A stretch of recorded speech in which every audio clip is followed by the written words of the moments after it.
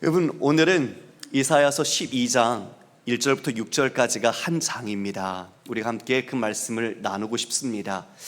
여러분, 우리가 11장에서는 메시아의 나라, 하나님께서 보내실 그 이새의 줄기에서 한 난싹, 그리고 그 뿌리에서 난 한 가지가 이 땅에 이루실 하나님의 왕국이 어떤 것인지를 살펴보았습니다. 해함도 없고 상함도 없고 그분은 성령과 또 하나님을 경외하시며 이 땅 가운데 완전한 나라를 세우시는 분이십니다. 바로 메시아, 우리 주 예수 그리스도께서 최종적으로 완성하실 나라를 말씀해 주셨죠. 지금 그 나라가 될 때 여러분, 이스라엘이 흩어졌지만 열방에서 모이게 될 것입니다. 그리고 그들의 대적들은 패하게 될 것이며 다시 출애굽을 하듯 하나님께서 새로운 길로 인도하셔서 그 나라의 영광을 선포하실 겁니다. 지금 현실은 그렇지 않습니다. 현실은 어떻습니까? 그들은 먼저 심판을 당하게 됩니다. 자신들은 진노를 당해야 합니다. 왜입니까? 하나님을 의지했어야 했지만 그들은 그 북이스라엘과 아람의 연합군 앞에 자신들은 아수르를 의지하는, 하나님을 선택하지 못했던 어리석음과 배도의 모습을 보이고 있지요. 하나님은 공의로우신 분입니다. 공의로 말미암아 그들은 이 징계를 당할 것입니다. 그러나 그 징계는 영원한 징계가 아니라 하나님께서 다시 회복하시고자 하는 회복적 정의가 이루어지는 심판과 징벌입니다. 오늘은 그 날, 그 구원의 날, 회복의 날, 하나님께서 이루실 그 날에 이 온 백성들, 이스라엘뿐만 아니라 온 열방이 어떻게 해야 하는지를 우리에게 말씀해 주고 있습니다. 사랑하는 교회 여러분, 우리에게도 예수를 믿고 그리고 그 이후의 삶이 그 전과 지금 이후의 삶이 다를 겁니다. 지금 이들에게는 그날에 어떠한 다른 변화가 있을까요? 1절 말씀 우리가 함께 읽어보겠습니다. 시작. 그날에 내가 말하기를 여호와여 주께서 전에는 내게 노하셨사오나 이제는 주의 진노가 돌아섰고 또 주께서 나를 안위하시오니 내가 주께 감사하겠나이다 할 것이니라. 여러분, 원문에는 주께 감사하라가 먼저 나옵니다. 그리고 그 이유가 나오죠. 왜냐? 진노가 돌아섰기 때문이다.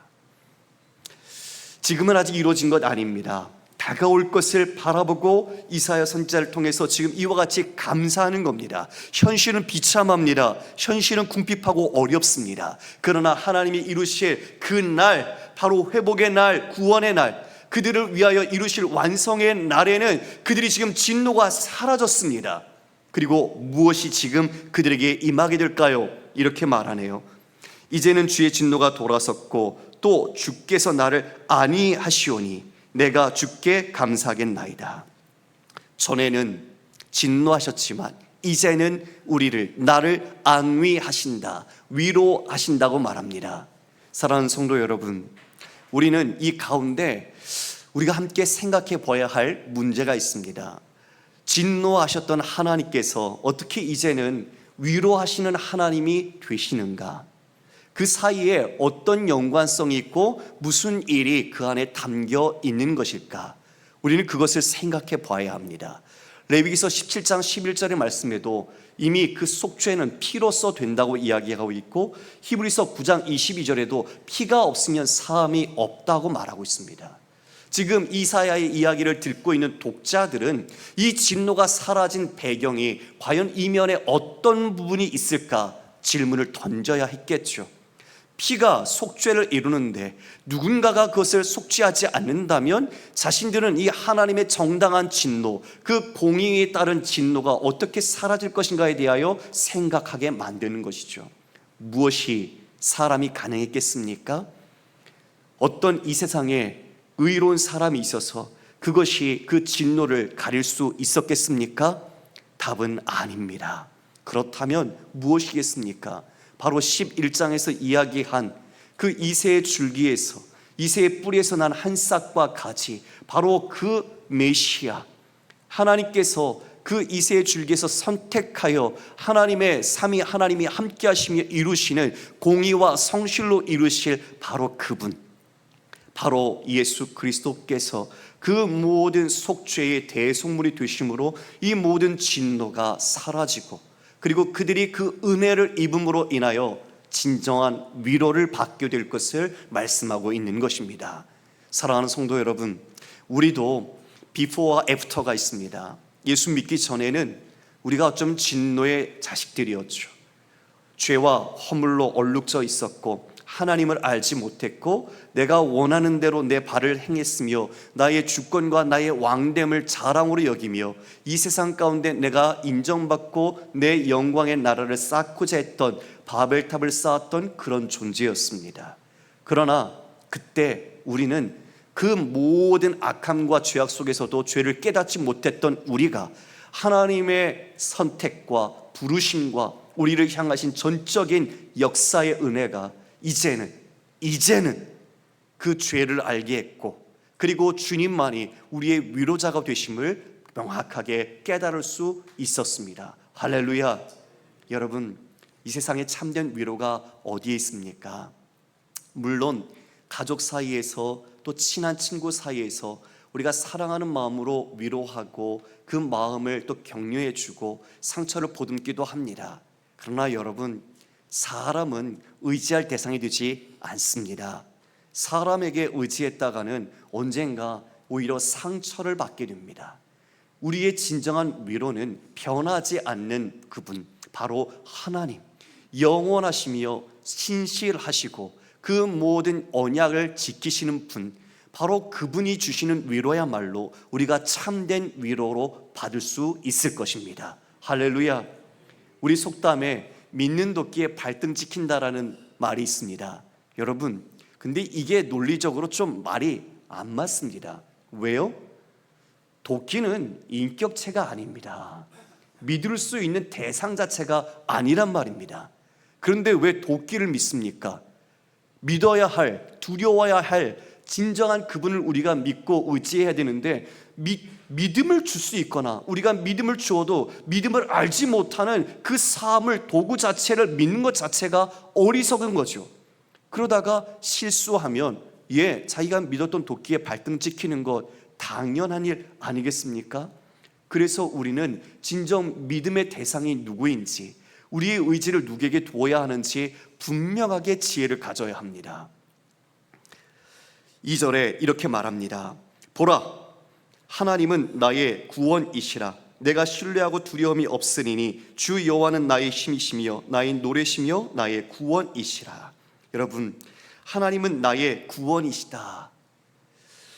이 모든 진노에서 안위함으로, 위로함으로 바뀌신 그 모든 것이 바로 하나님의 은혜였고 하나님의 구원하심이었습니다.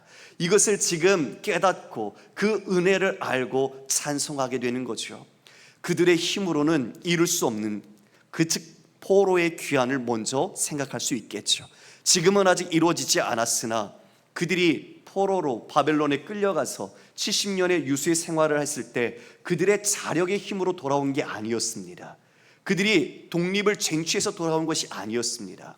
하나님께서 고레스를 통해서 하나님의 뜻 가운데 언약대로 그들이 다시 고토로 돌아올 수 있도록 하나님께서 베풀어 주셨죠.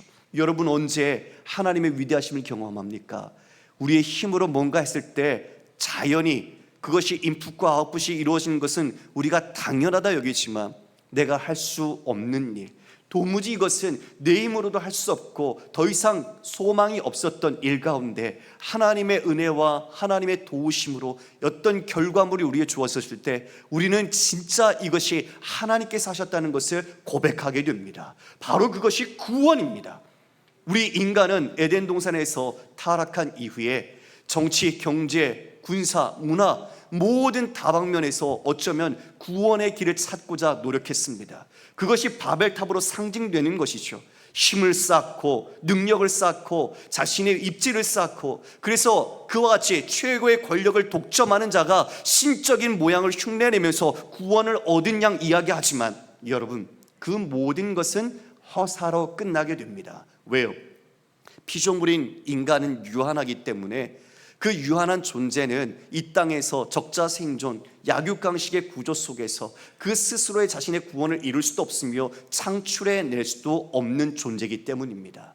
구원은 곧 창조주 하나님, 이 모든 역사와 만물을 다스리시는 하나님만이 그분의 은혜와 그분의 능력 가운데 이루실 수 있는 놀라운 역사입니다. 할렐루야. 바로 이것을 지금 이들이 깨달은 겁니다. 지금은 아직 모르지만 이 모든 진노의 심판 가운데서 앞서 하나님이 이루실 것을 바라보며 그 구원을 노래하고 있는 겁니다. 진노 아래 있었지만 이제는 안위하시는 하나님, 그 모든 것을 바꾸실 수 있는 구원의 하나님, 보라! 하나님이 여호와가 우리의 구원이시다. 여러분, 하나님이 구원이십니다. 주님을 아는 것이 구원을 아는 지식을 얻게 되는 것이고, 그분과 함께 교제하며 우리의 인격적인 관계를 가져가는 것이 진정한 영생이 우리에게 누려지는 것임을 믿으시길 바랍니다. 이제 구원의 감격을 그들이 노래하는 거죠. 여러분, 우리가 이것을 여러분은 언제 경험해 보셨습니까? 자신의 죄를, 자신의 더러운 민낯을 깨달았을 때, 자신이 죄인인지는 모르고 살다가 주님의 십자가를 바라보며 주께서 그 피 흘리심으로 내 죄를 대속해 하신 그 사랑, 그 앞에 초라하고 더럽고 아무 공로 없는 우리의 모습을 발견할 때 우리의 눈에서 눈물이 흐르며 하나님의 구원하심의 은혜를 고백하게 됩니다. 아무것도 아닌 나를 위해 독생자 아들이신 예수 그리스도께서 십자가를 지시고 그 몸을 찢어 나를 구원해 주신 그 큰 사랑이 이 모든 내 자신에게 부어졌다는 것을 깨달을 때 얼마나 큰 구원의 감격과 기쁨이 우리를 사로잡는지 모릅니다. 그 감격 속에서 이제 하나님의 구원하심이 얼마나 깊은지, 그 사랑의 너비와 높이를 우리는 측량할 수 없으므로 하나님 앞에 감격하여 눈물과 찬송을 터쳐 부르게 됩니다. 지금 이들이 그것을 이사야의 모습 속에서 미리 내다보며 위로를 받고 있는 것이겠죠. 그분만이 구원이시다. 내가 신뢰하고 두려움이 없으리니.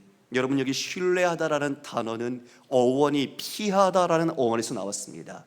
피하여 안전한 것에 의지한다라는 단어가 바로 신뢰하다라는 단어입니다. 그러므로 여러분, 내가 신뢰하는, 곧 의지하는 것은 두려움이 없다. 하나님을 의지하는 자, 하나님을 신뢰하는 자에게는 두려움이 없는 줄로 믿습니다. 그래서 믿음은 바로 두려움이 없는 것입니다. 두려움의 부재, 그것은 하나님을 향하여 내가 온전히 서 있을 때는 두렵지 않지만 내 안에 하나님을 내가 경험하지 못하고 내 힘을 기초로 사는 인생은 늘 두려움에 사로잡힙니다. 그래서 무언가를 더 많이 가져야, 내 자원을 확보하고 더 쌓아 놓아야 그것을 근거로 내 삶에 두려움이 없다라고 여기게 되죠. 그래서 매일 조바심을 내며 그 쌓은 것이 무너지고 사라질까 봐 불안하여 걱정 속에 살아갑니다. 그것이 우리가 이 세상이 따르고 있는, 어쩌면 돈이 될 수도 있겠고 자신의 명예일 수도 있으며 자신의 자리가 될 수도 있을 것입니다. 그것이 다 사라지면 자신은 죽은 것 같이 여겨질 때가 있겠죠. 그러나 여러분, 그 모든 것이 사라졌을 때 비로소 우리는 누군가를 의지하는지를 깨닫게 됩니다. 참된 위로자요, 참된 우리의 소망이 누구신지, 구원이 어디로부터 임하는지를 깨닫게 됩니다. 저도 그랬습니다. 여러분, 직장 생활을 하면서 직장 생활의 일이 희비가 곧 자신에게는 기쁨과 만족이 되죠. 방송 일을 하면서 방송이 잘 될 때는 기쁩니다. 그리고 방송을 통해서 많은 사람들이 이해하고 알아주고 자신의 어떤 역량을 더 강화시켜가면 행복하죠. 그런데 일의 결과가 좋지 않으면 마음이 힘듭니다. 너무나 내 자신이 초라해 보이고 못나 보이고 인정받지 못하는 것 같고 사람들이 내게서 눈길을 피하는 것 같습니다. 여러분, 그것은 다 자기 본의적인 이 땅의 가치와 패러다임의 모습입니다. 그러나 그리스도인은 그런 삶을 추구하지 않습니다. 우리의 삶의 중심이 바로 구원이신 하나님께 있으므로 우리의 삶에 돈이 있든 없든, 내가 건강하든 아프든, 우리의 삶이 형통하든 형통하지 않든 그 모든 것 안에서 우리를 위로하시는 하나님이 계시기에 우리는 하나님의 구원을 노래할 수 있습니다. 그러므로 우리는 우리의 모든 신뢰를 하나님께 둘 때 두려움이 없지요. 두려워하지 않고 담대하게 그 목숨의 위경 가운데 처했을지라도 담대히 복음을 증거했던 신앙의 선조들처럼 우리 또한 담대한 믿음으로 이 모든 삶의 영역 속에서 행할 수 있는 것입니다. 주 여호와는 나의 힘이시며 나의 노래시며 나의 구원이십니다. 여러분, 여호와가 나의 뭐가 되십니까? 힘이 되십니다. 또 나의 뭐가 되십니까? 노래가 되십니다. 또 나의 뭐가 되십니까? 구원이 되십니다. 여러분, 신자는 나의 자신의 힘으로 살지 않습니다. 그래서 주님만이 나의 힘이십니다. 내 힘으로 했을 때 실패하고 넘어졌는데 주님을 전적으로 의지하고 주께서 공급하여 주시는 은혜로서 우리가 행할 때 이 모든 것들을 이루는 것을 고백하게 되죠. 맞습니다. 그래서 신자가 살아가는 힘은 주님께서 주시는 은혜와 능력입니다. 할렐루야. 그리고 그분이 우리의 노래십니다. 우리 인생에 우리가 찬송해야 될 주제가 되시는 분이시죠.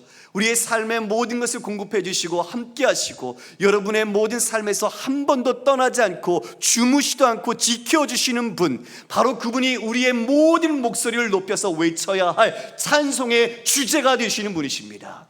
그리고 그분이 우리의 구원이십니다. 여러분, 돈이 해결되면 구원받는 것 아닙니다. 우리가 산더미같이 쌓여있는 문제가 해결되면 우리가 구원받는 것 아닙니다. 여러분, 그 산더미 같은 문제 뒤에 더 큰 쓰나미가 몰려올 겁니다. 더 죽음 같은 어려움들이 계속 연이어 다른 모양의 파도처럼 우리에게 밀어 닥칠 것입니다. 그때 우리는 진짜 구원이 어디에 있는지 이 말씀 속에서 우리의 방향을 흐트림 없이 주님께로 향해야 할 것입니다. 여러분께서 믿음으로 고백하십시오. 여호와는 나의 무엇이죠? 힘이시요 그리고 나의 노래시요 나의 구원이시라. 할렐루야. 예, 이것이 우리가 하나님 앞에 고백해야 할 내용이며 우리의 찬송의 내용이기도 합니다. 우리 3절 말씀을 함께 읽어볼까요? 시작. 그러므로 너희가 기쁨으로 구원의 운물들에서 물을 기르리로다. 여러분, 물을 깃는데요, 여기서 무엇으로라는 수식어가 붙어 있습니까? 자, 두 분만이 지금 아시는 것 같아요. 자, 다시 한번, 무엇으로 지금 이 물을 깃고 있죠? 기쁨으로. 맞습니다. 예, 기쁨으로. 이 기쁨을 아는 자, 그 구원의 운물에서 하나님이 주시는 영원한 생명수 같은 물을 깃고 있는 것이죠. 여러분, 구원을 얻은 자만이 이 기쁨을 압니다. 그 구원의 감격과 주님이 주신 은혜를 아는 자만이 기뻐할 수 있습니다. 이 세상이 주는 기쁨과 즐거움이 아니라 그 누구도 빼앗을 수 없는 주님이 주시는 영원한 기쁨, 내 안에 샘솟는 그 구원의 영원한 생명수 같은 기쁨, 바로 그것을 이 구원의 운물에서 우리가 길어서 시원함을 맛보며 하나님의 풍요로움을 우리가 경험하게 되는 것이죠. 여러분, 그 구원의 감격과 기쁨이 그 운물 속에서 끊이지 않고 샘솟습니다. 그분이 누구십니까? 예수 그리스도십니다. 성경에서 이 물이란 생명을 표상합니다. 구원과 생명. 여러분 아신 것처럼 이스라엘은 비가 없으면 농사를 지을 수가 없습니다. 물이 아주 귀하죠. 그래서 하늘로부터 비가 내리지 않으면 그 농사를 지을 수 없는, 즉 하나님을 의지해야만 살 수 있는 땅, 바로 그곳이 이스라엘입니다. 지금 그곳에 이 구원의 운물에서 기쁨으로 그것을 거둡니다. 그 운물은요, 끊이지 않습니다. 물이 고갈되면 다른 데서 운물을 파야 하지만 이곳은 끊임없이 샘솟는 운물입니다. 여러분, 제가 어렸을 때 저희 할머니 댁에, 시골입니다, 여주지요, 가면 그 마을에 운물이 하나 있었습니다. 물론 제 기억에는 그 할머니 댁에는 수도와 펌프가 있었어요. 그런데 운물에 가보면 어렸을 때 왜 이렇게 운물이 깊었는지 몰라요. 어둡게 보이고 그 아래가 다 잘 보이지 않는데 운물이 있어요. 그럼 거기에 그 두레박 같은 박을 내려서 물을 길었던 모습을 기억합니다. 저도 한번 마셔본 적이 있지만 그 깊은 지하에서 나오는 운물이 참 시원하더라고요. 그것을 맛본 자, 그 물을 경험해 본 사람만이 그 맛을 알겠죠. 구원의 감격을 경험해 본 사람, 구원의 백성만이 이것을 기쁨으로 짓는 그 수고와 노동과 고통이 아니라 그 감격을 아는 것입니다. 지금 주께서 이것을 이 백성들에게 회복시키시고 끊임없이 줄 것이라고 말씀하시는 거죠. 우리 말씀을 자막으로 좀 볼까요? 여러분, 요한복음 4장 13절 이하의 말씀입니다. 우리 함께 읽어보겠습니다. 시작. 예수께서 대답하여 이르시되 이 물을 마시는 자마다 다시 목마르려니와 내가 주는 물을 마시는 자는 영원히 목마르지 아니하리니 내가 주는 물은 그 속에서 영생하도록 솟아나는 샘물이 되리라. 여자가 이르되 주여 그런 물을 내게 주사 목마르지도 않고 또 여기 물 기르러 오지도 않게 하옵소서. 예수님께서 사마리아에 있는 수가성에 가셨습니다. 일부러 가셨어요. 그리고 그곳에서 한 여인을 만났습니다. 그 여인은 남편이 5이나 있는 여인이었죠.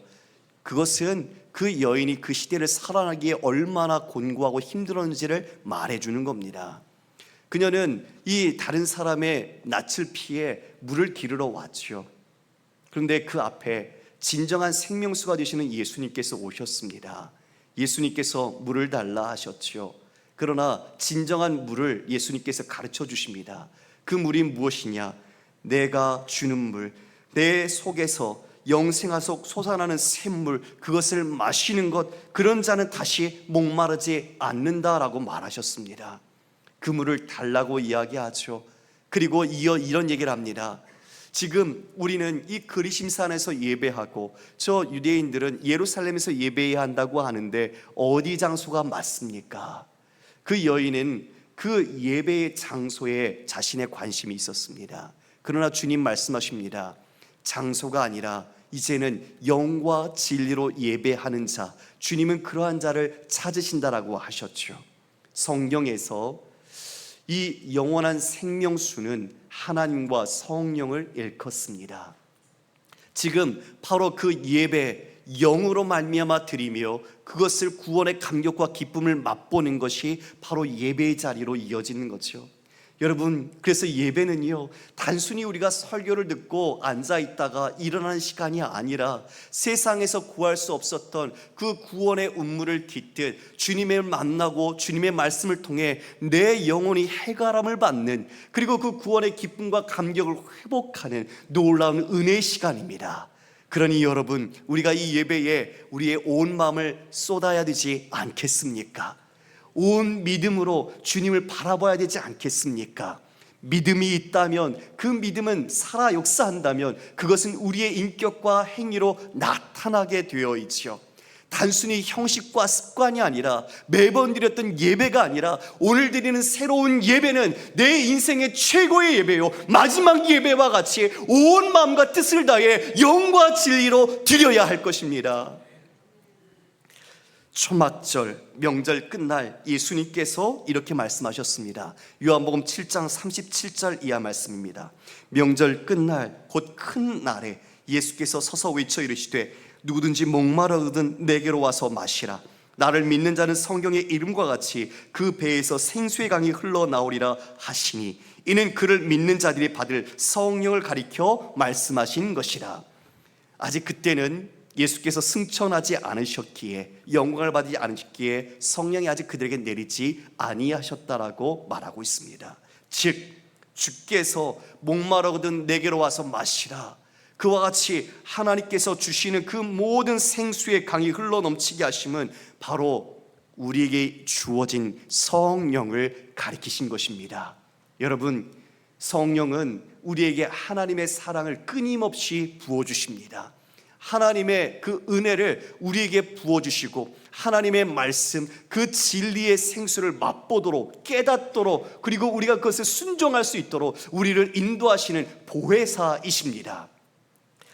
이사야서 55장 1절에 오호라 너희 모든 목마른 자들아 물로 나오라. 돈 없는 자도 오라. 너희는 와서 사 먹되 돈 없이 값없이 와서 포도주와 젖을 사라.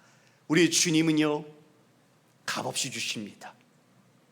돈 없는 자도 와서 마시라고 하십니다. 누구든지 오면 됩니다. 그 구원의 운물에 와서 하나님께서 주시는 그 영원한 진정한 생명수를 맛보면 됩니다. 누구처럼 돈을 팔지 않습니다. 이단들처럼 자신의 뱃속을 채우지 않습니다.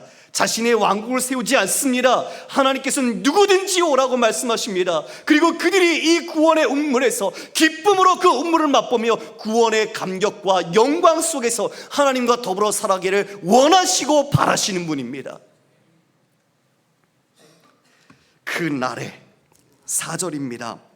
지금까지는 너희, 너라는 단수였다면 이제 4절에서는 2인칭 복수로 그 범위가 확대되어지고 있지요. 그날에 너희가 또 말하기를 여호와께 감사하라. 그의 이름을 부르며 그의 행하심을 만국 중에 선포하며 그 이름이 높다 하라. 사랑하는 성도 여러분, 구원받은 자가 어떻게 살아야 하는지를 4절은 아주 요약해서 말해주고 있습니다. 하나님께 찬송하기를 여호와께 감사하며 그의 이름을 부르라. 여러분, 구원받은 백성의 언어는 감사의 언어입니다. 믿음의 척도는 감사입니다. 여러분의 삶에 감사가 얼마나 자신의 입술과 마음과 삶으로 드러나는지 보십시오. 그것이 구원받은 자가 가지는 감사의 표현입니다. 그래서 감사는 곧 찬양과 연관됩니다. 늘 기쁘죠. 무슨 일이 있어서 그런 게 아닙니다. 주님 때문에 기쁩니다. 그 주님이 내 안에 함께 하셔서 감사합니다. 그래서 나는 늘 찬양합니다. 이것이 그리스도인이 구원받은 자로서 살아가는 삶의 양식인 것이죠. 감사의 언어로 사람들을 살립니다. 그 영혼들을 일으켜 세워줍니다. 그리고 그 감사로 함께 하나님께 찬양을 합니다. 그의 이름을 부르라 라고 명령으로 되어 있습니다. 이것은 예배하는 것입니다. 그 이름을 부른다라는 것은 하나님 앞에 예배하는 것을 표현하는 말입니다. 그러므로 구원받은 백성은 하나님께 예배하는 삶을 삽니다. 이런 공적 예배뿐만 아니라 여러분이 행하는 모든 24시간의 삶의 예배로 하나님께 나아가는 자들입니다. 그리고 세 번째로 뭘 말하지요? 그의 행하심을 만국 중에 선포한다. 하나님께서 행하신 놀라운 구원의 일을 이 온 세상에 알리는 것이죠. 복음을 전하는 것입니다. 주님께서 행하신 큰 일을 선포하는 것입니다. 이것이 바로 우리가 가진 선교적 사명입니다.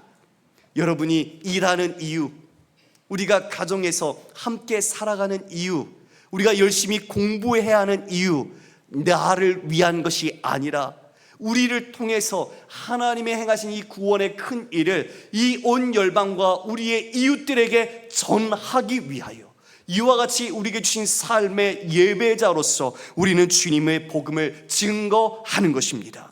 네 번째로는 그의 이름을 높다 하라. 여러분, 지금 4절에 여호와의 이름을 부르라 라고 나왔고 그의 이름을 높다 하라고 하죠. 이름이 강조되고 있습니다. 여러분, 이름은 존재와 속성이 담겨 있는 단어입니다.